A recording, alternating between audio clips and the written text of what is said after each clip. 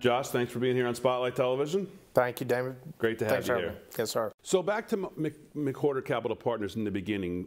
Did you guys have investors when you first in 2016 in January developed? And then my follow-up to that would be, what now is motivating investors to invest in you?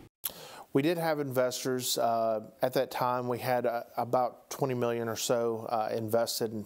As we talked about being here in New York, that was nothing compared to Wall Street models. But around that time, it really seemed to pick up. And it was something that we've never advertised. We've never put out there publicly that we're taking on investors. In fact, even talking about it in this manner is probably the most advertising we've ever done for it. But as far as what motivates them, I'd like to think it's the fact that we do the right thing. If you look at most private equity companies, and when I say right thing, I'm talking about right thing for the investor.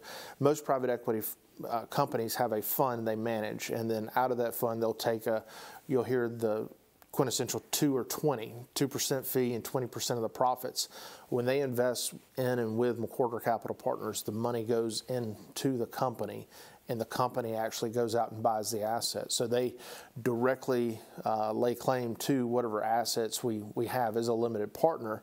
And I have a board-approved salary that I make, but there's no profit distribution going out. If I want to make what the company makes, I have to invest my own money. And so every dollar that I have that is investable has gone into the company. Furthermore, you know, we're always looking at what can we do for others, and I think that's a message, even from past conversations with you, that it's different than everybody else. I know the goal 1, 2, and 3 is we have to make money, and if we don't make money, investors won't invest with us, and we can't do the things we do. However, what can we do to benefit somebody else along the way? And that is certainly at the forefront of all of our minds. Yeah, and I want to get into that because that's one of the things that really captivated my conversation with you last time.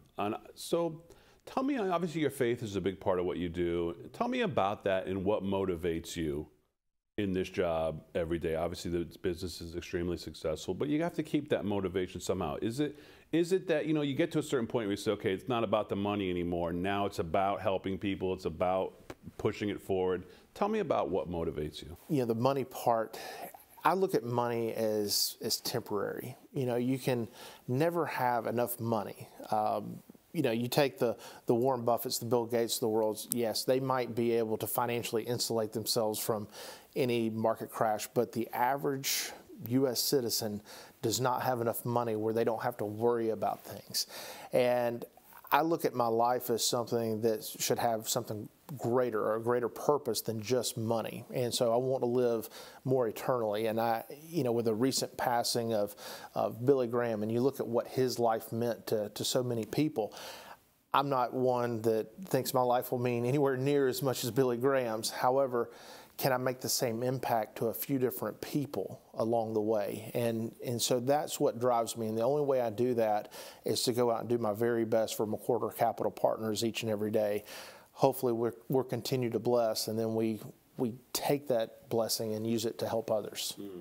I think that part of your story is amazing with the helping people and just the good stuff you're doing. But when it comes down to it, you guys grew extremely fast, pretty much from what I could tell organically.